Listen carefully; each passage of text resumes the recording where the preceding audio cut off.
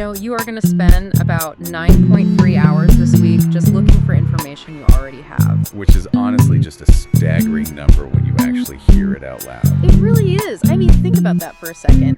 Almost an entire working day lost to just digging through your downloads folder or searching old Slack threads, trying to remember if that one brilliant idea was in a notebook or an email or, some random Google Doc. Right. It's exhausting. Totally. Because right now, your brain and your digital life are basically functioning like a completely overloaded, glitchy operating system.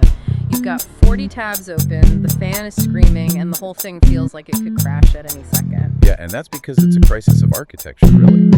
We're constantly trying to run this modern, high-speed, infinite scroll software on biological hardware that evolved, thousands of years ago. Which is exactly our mission for this deep dive today. We are going through a massive stack of sources to build you the ultimate personal operating system. Because the human brain just wasn't built to process the sheer volume of data we force into it every single day. Exactly. So we're going to bridge your biological hardware, like how you actually regulate your nervous system and wire in new skills, with your digital software. Basically how you build a second brain to handle the information avalanche.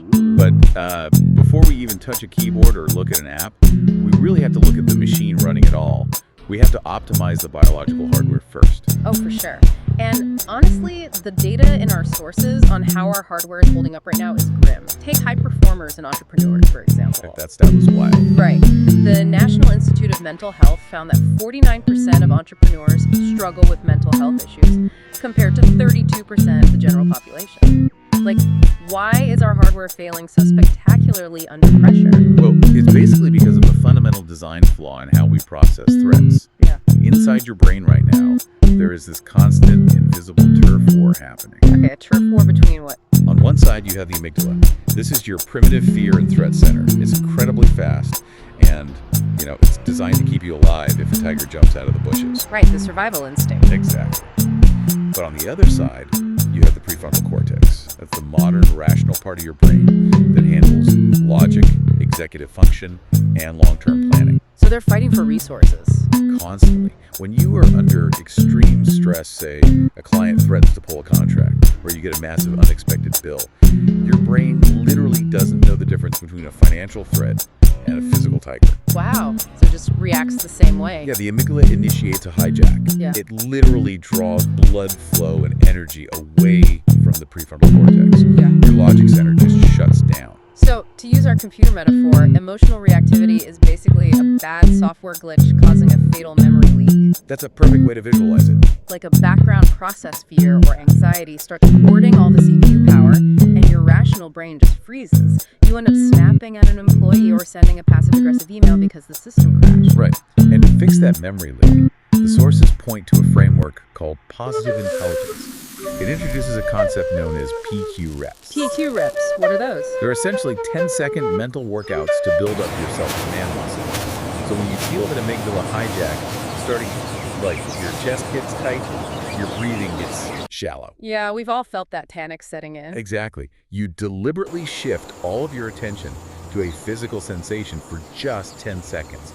You focus entirely on the feeling of your feet on the floor or the texture of your fingertips rubbing together. Okay, wait, let me push back on this a little bit.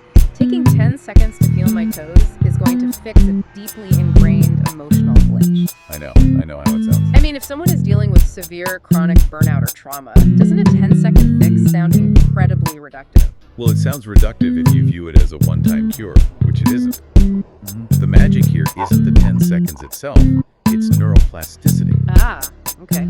The brain rewiring itself. Right. Neuroplasticity is the brain's physical ability to reorganize itself by forming new neural pathways.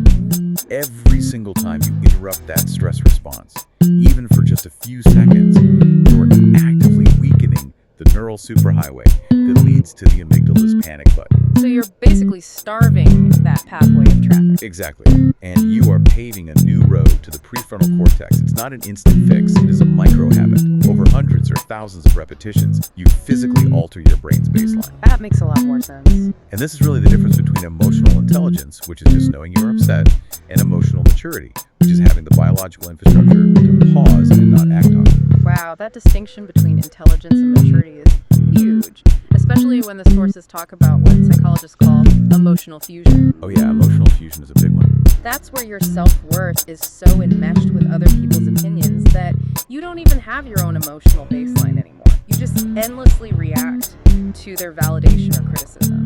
Which is an exhausting way to live. Completely. But if neuroplasticity allows us to physically rewire our emotional reactions, we can use that exact same biological mechanism to fast-track how we learn and build habits. Right? Precisely. If we want to actively program new skills without just, white-knuckling it through sheer willpower, we have to understand the brain's two parallel learning systems. Right. The sources had that really fascinating Swedish research that mapped this out. Yeah. So first, you have the reward-based system. This is driven entirely by dopamine. It's that rush of excitement you get when you buy a new planner or decide you're going to learn a new language. Oh man, it's the January 1st energy. Exactly. It's great, but dopamine is a volatile fuel. It burns out quickly. By January 12th. Right, that's where the second system has to take over. The repetition-based system, which lives deep in a midbrain region called the striatum. And the striatum does not care about your excitement. It does not care about your motivation, your vision board, or your new planner. It only understands repetition. Which perfectly explains the concept of ego depletion from the deep dive. This is the idea that willpower is a finite biological resource. Yes, it literally depletes as you make decisions throughout the day. So if I decide I'm going to learn how to code at 8 p.m. after a long workday, relying on dopamine or willpower is a completely losing strategy. My tank is empty. You're trying to start a car with a dead battery. So what do we do instead? To bypass ego depletion, you have to rely on environmental design and what behavioral scientists call the 2-minute rule. Make it easy. Make it incredibly frictionless to start. You make the habit so small that you don't need willpower. You just need 2 minutes. Because once you start, the striatum can take the wheel on autopilot. Okay, so once we get the striatum engaged and we bypass that friction, how do we actually accelerate the learning? Because honestly, nobody has time to spend 10,000 hours mastering every new software or skill they need for work. No, absolutely not. I loved the idea from the sources of applying the Pareto principle here, the 80-20 rule. You identify the critical 20% of a skill that is going to yield 80% of the results. Right, but you can't just casually practice that 20%. Yeah. You have to use Anders Ericsson's model of deliberate practice. Which sounds intense. Deliberate practice is ruthless. You aren't just going through the motions. You are isolating that high-yield 20%, drilling it, and getting immediate feedback. So it's very active. Very active. And a massive part of that is how you process the information you're taking in. For example, the Cornell note-taking technique is a brilliant mechanism for this. I remember seeing that. It's the structural design for a page, right? Yeah, you divide the page into 3 sections. A large area for your main notes, a narrow column on the left for cues or questions, and a box at the bottom for a summary. But why does that specific layout matter, though? Why can't I just jot things down in a bulleted list like I always do? Because a standard bulleted list is just passive transcription. The Cornell method forces active synthesis. I see. Those cues on the left-hand side force you to create questions that your notes answer. When you review, you cover the main notes and just look at the cues, forcing your brain to actively retrieve the information. That sounds uncomfortable, honestly. It is uncomfortable. Yeah. But that discomfort is literally the feeling of neural pathways solidifying. Wow. And you compare that with the blurting method, right? You read a complex chapter, close the book, and literally blurt out. Just write down everything you can possibly remember on a blank page. Yes, it exposes the gaps in your knowledge instantly. And speaking of writing, the research heavily favors handwritten notes over digital typing for memory encoding, which surprised me, even though typing is so much faster. I type at 90 words a minute, but apparently that's actually hurting my learning. It is, yeah. Because typing 90 words a minute allows you to become a human stenographer. I'm just a court reporter for my own life. Exactly. You are just dictating the words as they are spoken. You bypass the prefrontal cortex entirely. Because it's too easy. Right. But when you write by hand, you physically cannot keep up with the speed of speech.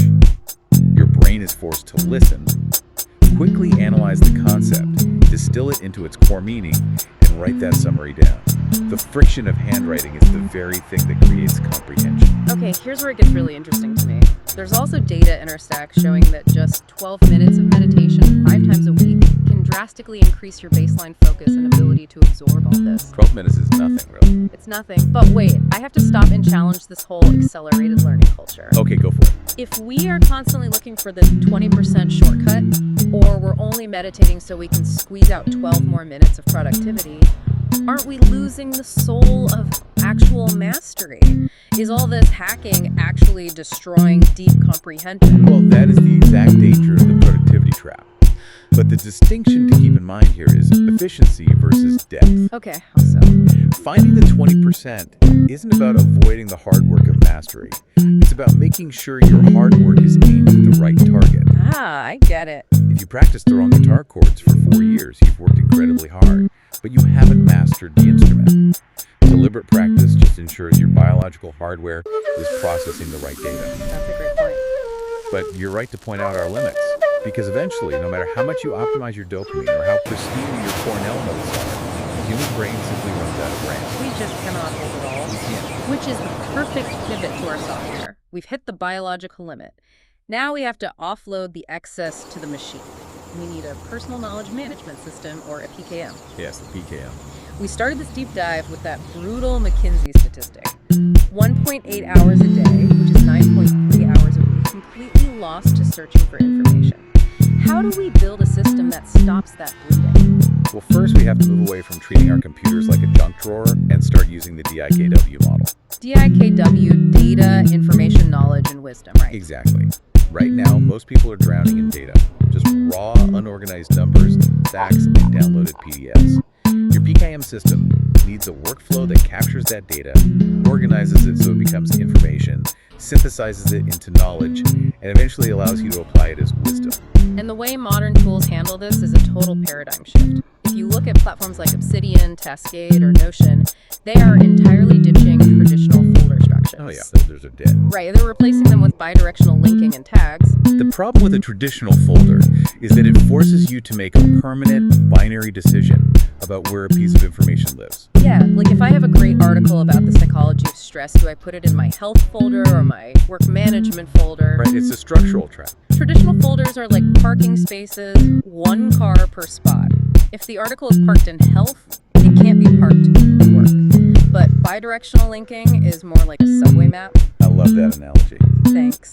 A single idea becomes a station, and it can connect to a dozen different conceptual transit lines simultaneously.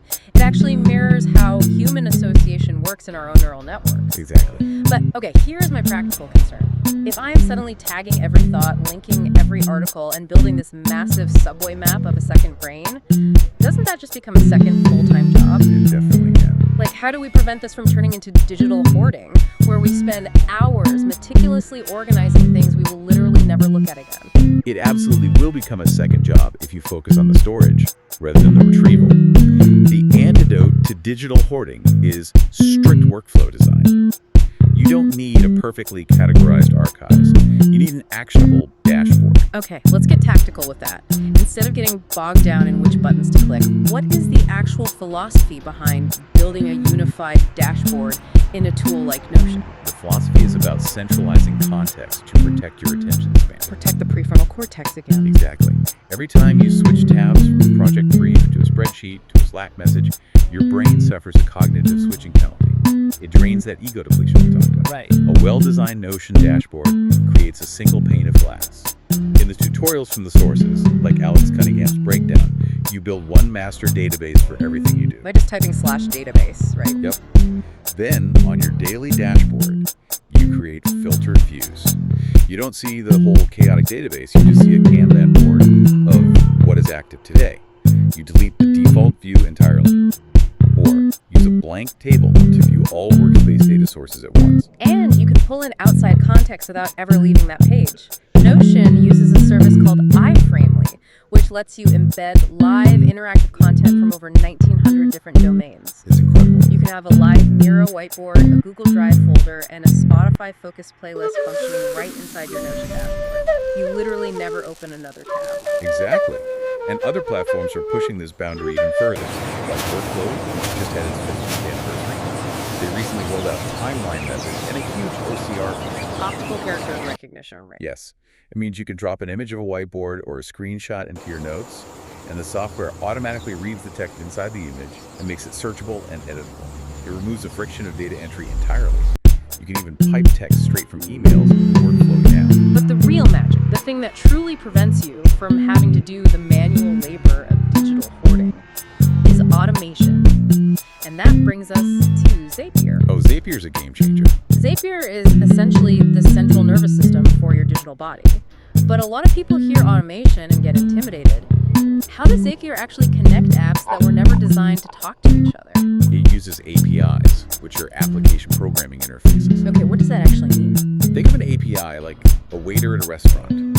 You are sitting at the table, which is one app, let's say Google Sheets. The kitchen is another app, like a specialized approval software called Approve It. Okay, tracking so far. You can't just walk into the kitchen and start cooking. You need the waiter, the API, to take your specific order from the table, hand it to the kitchen, and bring the finished dish back. Zapier acts as the ultimate head waiter. It holds the API keys for over 5,000 different apps. So when a new row is added in Google Sheets, Zapier instantly sees it, runs to approve it, and triggers an inbound workflow automatically.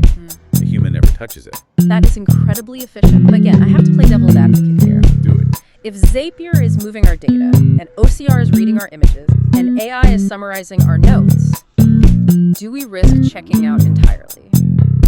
If the machine does all the synthesis, aren't we bypassing the deliberate practice and the friction that we just established is required to actually learn anything? It's the grand paradox of automation, really. Yeah. If you use automation to summarize a book you want to understand deeply, yes, you are cheating your own neuroplasticity. You will learn absolutely nothing. Right.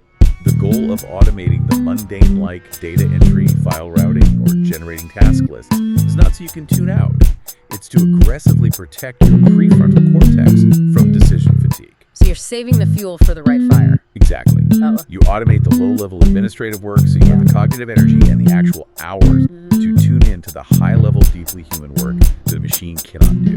Which brings this entire journey to its most important point, the human element. We did not just design a system to save 9.3 hours a week so you could cram 9.3 more hours of spreadsheets into your life. But I have not. The ultimate goal of optimizing your hardware and automating your software is to be more present in your actual life, especially in your relationships. So nothing tests our emotional hardware quite like human relationships. Our conflict patterns are largely dictated by attachment theory. Right, from early childhood. Yes, based on how our caregivers responded to us, we programmed an emotional operating system.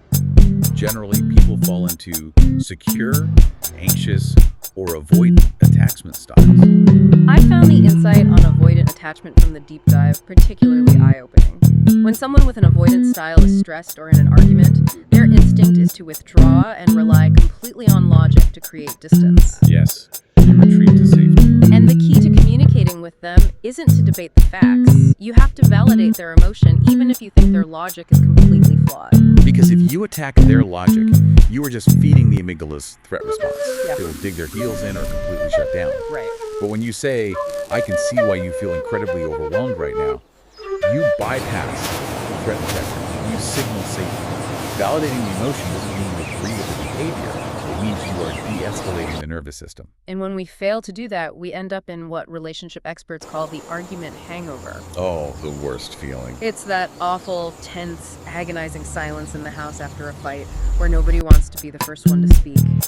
Shortening that hangover is crucial. And one of the strategies from the Gottman method in our sources is to initiate a physical reset. This is my favorite part of the research. It sounds ridiculous, but the advice is literally to shake your ass. You physically shake your body, put on a song, and move. Why does something so silly actually work to resolve a fight? Because it forces a state change. When you are furious, your body is locked in a physiological stress loop. Cortisol and adrenaline are pumping. You're in fight or flight. Right. You can't just logic your way out of those chemicals. Yeah. Shaking your body or doing something physically unexpected breaks the tension. It is the somatic full-body version of the 10-second PQ rep we discussed at the very beginning. Oh, wow. That ties it all together perfectly. Yeah, it interrupts the loop and brings the prefrontal cortex back online so you can actually look at your partner with empathy instead of defense. defensiveness. It's the perfect irony. We just spent all this time talking about how to use Zapier to flawlessly route data and how to use Notion to build beautiful interconnected dashboards. But you absolutely cannot automate an apology. No, you can't. You cannot put a vulnerable conversation on a Kanban board. So let me ask you, if we apply the 2-minute rule of habit formation to our human relationships, what is the smallest possible micro habit we can do daily to build a more secure attachment? The smallest, most powerful micro habit is simply the act of turning toward your partner's bids for connection. Bids for connection. Yeah. Throughout the day, people constantly make tiny bids for attention. They sigh heavily, or they point out a weird bird out the window, or they send you a random meme. Just little reaches for contact. Exactly. Taking just 2 seconds to look up from your screen, engage, and say, "What is it?" Or, "That's funny," is the relational equivalent of building a bi-directional link in your second brain. That is so profound. You are actively reinforcing the neural pathway of trust. Every time you turn toward them, you prove that they matter more than the screen. And that is the true hallmark of mastery. To sum it all up, we need a highly regulated, emotionally mature biological mind, paired with a cleanly structured, automated digital environment. Exactly. The digital software gives us the time. The biological hardware gives us the capacity to actually connect. That is the ultimate personal operating system. Well, thank you for joining us on this deep dive. We've covered everything from the neuroplasticity of the striatum to the API handshakes of Zapier. It's been quite a ride. It really has. But as you step back into your day, I want to leave you with one final thought to mull over. We just explored how your brain builds neural pathways the exact same way your digital sizes it. Second brain builds bidirectional links. Everything connects to everything else. Right. So if someone were to look at the links you are actively building in your own mind right now, the media you compulsively consume, the self-talk you repeat in the shower, the minor arguments you hold on to, what kind of operating system would they say you are programming for yourself? Is it one designed to crash under the weight of the world? Or is it one designed to thrive? Until next time, take a look at your own mental dashboard and maybe, just maybe, shake it off.